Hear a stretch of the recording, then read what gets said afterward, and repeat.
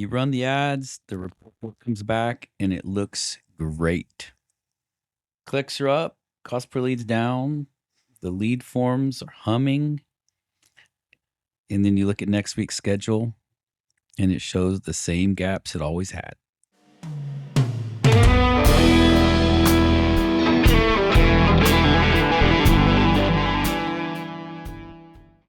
A lot of dentists jump to the conclusion that their ads aren't working out. But here's the thing. The ad was probably fine. Patient was real. They just hit your front desk and bounce. Right. And marketing can't solve an operational problem. The handoff between marketing and your front desk is that one part of the new patient journey that a lot of practice owners never actually look at. So today we're going to walk through the last part of that new patient journey in 3 different steps. First, we'll look at the silent leaks where new patients are quietly falling out. Second, we'll look at the human bottleneck, why this is happening, and how it's not just your team being lazy. And third, we'll give you the fix, which starts somewhere most people skip, and that's diagnosing the problem before you even treat it. When you were talking about what we're covering, I liked how you called it the silent leak. It's silent because there's so much discussion around how to answer the questions when you are talking to someone. But the real silent leak is that about 37% of phone calls go unanswered when you look across the practices. And that's independent of, the type of practice. It's the human element. And those missed calls just don't get enough recognition to talk about. And it's almost because they don't exist, they don't get talked about. But that puts a lot of pressure on the marketing spend because you're losing out on patients. And to me, when I call someone during business hours, I expect the phone to be answered. Right. And it's not, what a bad taste in my mouth when I call somewhere and they don't answer. And I know we got voicemail machines and we promised we're going to call back, but that's not going to fly today. Yeah. What kind of confidence inspiring is that to call somewhere and they'll be like, LOL, we'll call you back when we feel like it. Exactly. Yeah. So you said 37%. That's from our call rail data?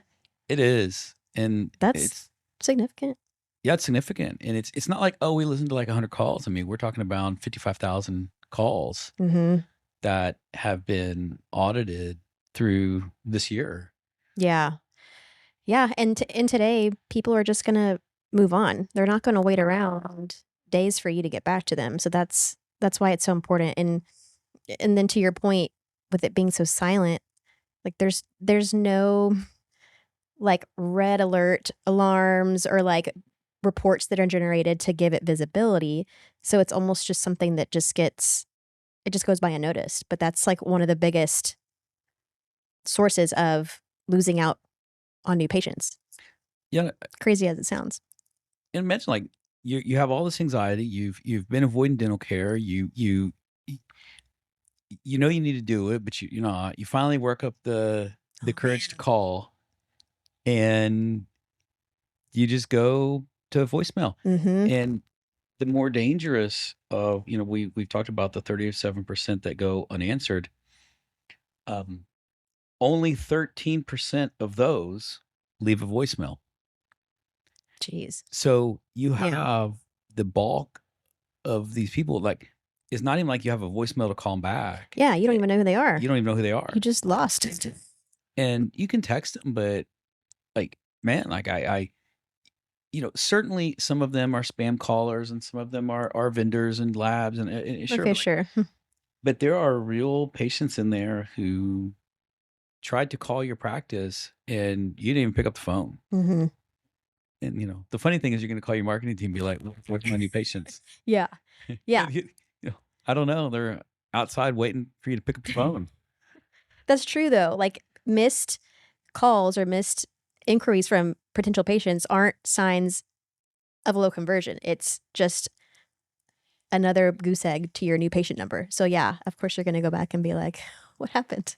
So, I mean, the answer to this problem of the silent link is it seems simple. Like, just why don't you just answer the phone, right? Yeah. I think the hardest things in life are simple. It's Mhm, simple mhm. to lose weight, just eat less calories. It's simple to answer the phone, just answer the phone. But the I do want to gently push back on this concept of, the concept of blaming the front desk. They probably have competing priorities. They have real world things. They have a patient standing in front of them, Mhm. and unintentionally we could be creating a scenario in the practice to where they're not focused on it. But it's not just blaming the front desk. It's an in that's an incomplete excuse.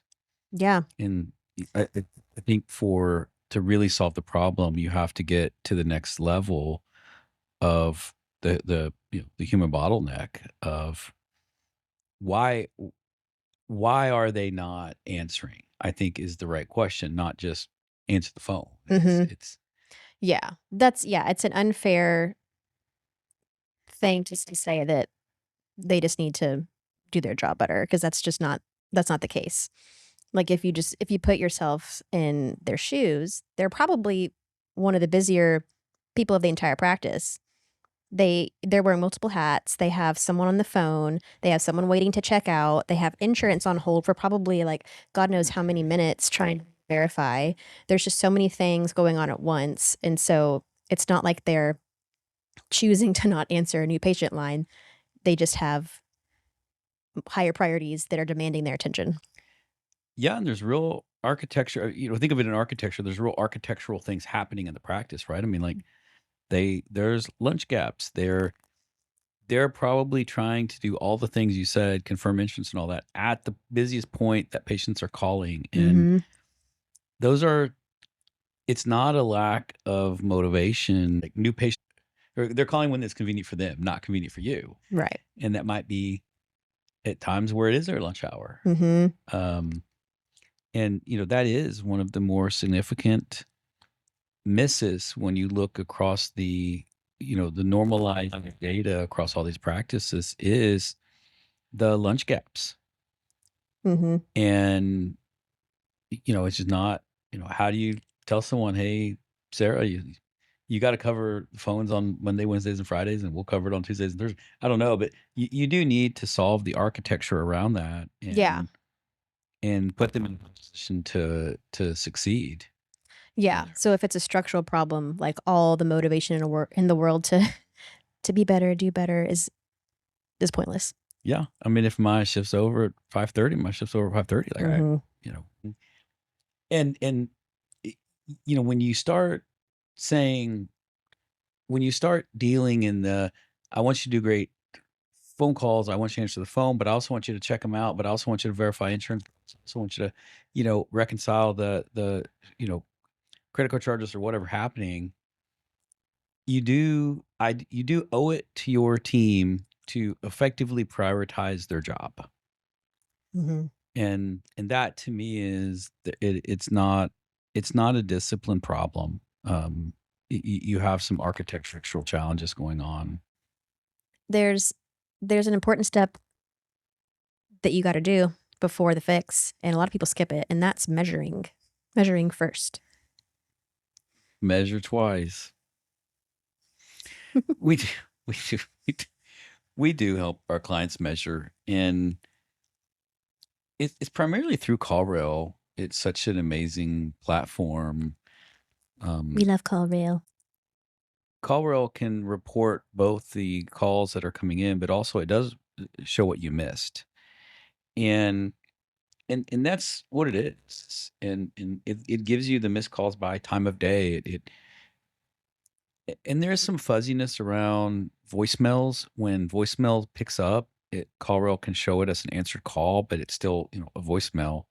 So you Mm. have to have some intelligence behind that to show what you know because a missed call is a call unanswered. If voicemail picks up, technically in your call tracking, it might show as answered, but it's really not. Mhm. So True. the 37% we're talking about, if you go into call roll, your report might show something different. But we've done the we reviewed the transcription to see that it was in fact voicemail picking up. And you really do have to know the difference between them. And because you don't, it's hard to coach in the absence of data, right? Like, I want you to do better. Yeah, like how do you know where to start?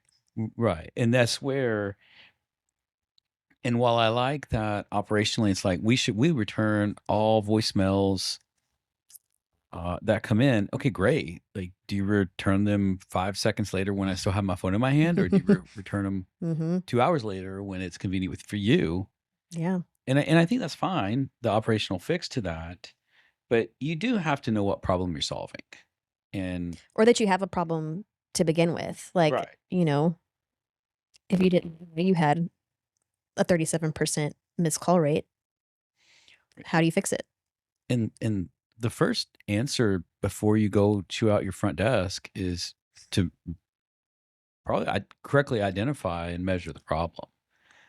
Mm-hmm. And if you're spending more on patients than you think you should be, or you're getting fewer patients than you think you should be, I I believe the first place to start is on the phones, and not just what's happening on the phones, but the totality of the phone system at Mm-hmm. play, and really dig into that. And that's it, because there now you can adjust. Okay, I do have a bad hire at the front desk. Okay, Mm-hmm. well, that's a fair problem to have. You can have that, but like, don't jump to that. Like, Yeah. jump to, are you providing the right leadership? Do you have the right systems? Do you have the right job description and priority for them?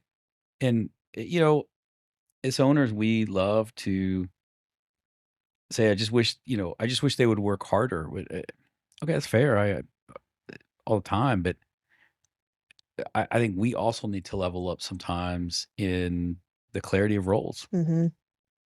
Absolutely. Do you like your unclear role? Because you are a podcast star, you run social media, you're in all the products. Yeah, you got to wear all the hats sometimes. So if you're not tracking your phone calls yet, that's a major gap. If you can't you can't determine what kind of problem you have, and you can't, beyond that, you can't measure your effectiveness of your marketing without that. So that's the first thing you would want to address. So after you do that, we can get into some of the different ways you can fix those leaks. The first one is just making sure you have backup coverage whenever someone needs to step away from the front desk. So whether that be staggering lunch breaks or things like that, just making sure, obviously, someone is there at all open hours. Yeah, I like the idea of ringovers when someone steps away. I think you should always strive to answer the phone on the first ring if you can. But What's that? A ring over. yeah, at a certain point, three rings, um, you should ring it to someone specifically, like the office manager, or a backup Mm-hmm. person that's been designated. Because if it's everyone's job to answer the phone on the third ring, I mean, what are the likelihood that you're really answering Yeah. it? So And it is probably before, going voicemail. okay, so before it goes to voicemail, it'll push it over to another line. Yeah, most new phone systems have that, and it's not a particularly advanced feature. It's Mm-hmm. it's it's kind of that, moving it from everyone's job to someone's job, Right. and then clarifying the role. Mm-hmm. And that's a big deal. I mean, you need to talk about what happens when you're distracted, or legitimately busy doing something else, how Yeah. the phone gets answered. And on that, there are companies out there that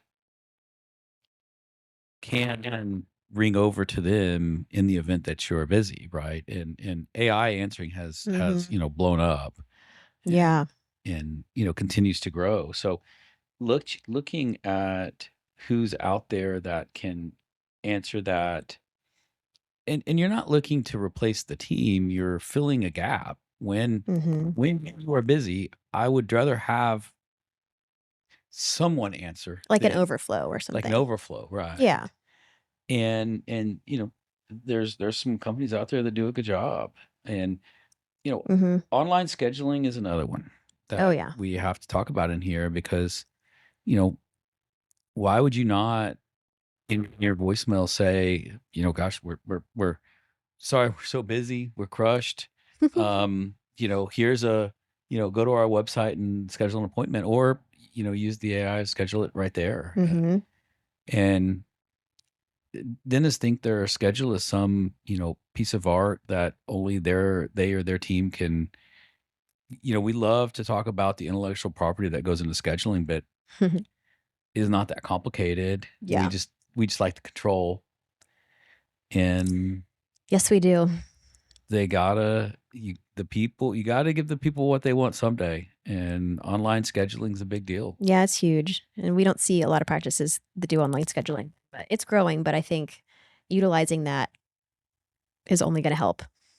But then, and like you mentioned earlier, I think if they do make a voicemail, I'm sure there are different, you know, tools and things that can even kick out a text like, so sorry, we missed you, like gave and pop you a link to the website, whatever. But what about like after hours? Is that similar to where you would just use some kind of like AI tool to schedule it? Like if they call you I believe in the so. evening? There are, well, maybe it's one or two a day to your practice. There are a number of calls that go into the practice that are legitimate new patients that are hope. And you have to think about the anxiety and all the reasons that someone would call after hours. Maybe they're busy. Maybe they had a rough day. Maybe they forgot about it. Mhm. Maybe they don't want someone to pick up. Okay, you know, Yeah, that's but valid. I do believe, to me, it's around expectations. And if I did call somewhere and left a voicemail, I would want a text back that said, "Hey, thanks for calling in. We got your message. We're going to call you back at 9:15 tomorrow morning, Mhm. or we're going to call you back in 30 minutes." Yeah. And then do it, because then you're setting the expectation, and at least you made the I feel heard. I know that I'm having a conversation soon. Mhm. Yeah, we touched on this before, but I a lot of people, especially me, when I finally get around to doing something or like thinking about something, it's usually in the evening after everything is calmed down and I have some time to myself, or it's like on my lunch break. And I wouldn't expect a practice to pick up at like 8 p.m. after hours, but I think how awesome would it be if A, you could just schedule something online and on your own time, and or B, you got some kind of message like, "Hey, sorry we missed you, like, we'll give you a call by this time tomorrow," or blah, blah, blah. I think that's that would be huge. Yeah, and that's the answer. And when you look at the most successful practices, they're not spending more on marketing. They're they're putting structure in place to take advantage of the marketing they have. If you're a dentist listening, you should take question away from this, not a tactic. And do you know the number of calls that you miss? And if you can't articulate that, you shouldn't jump to blaming the team. You should jump to understanding what's happening, not on the phones. So, if you don't know the answers to those questions or you're not tracking any of this at all, just know that that's the most expensive part of your funnel that's completely in the dark. That's something you probably want to start shining the light on. So, book a discovery call with us and we can help you interpret what those numbers are saying. And that was your bite of dental marketing. Hi.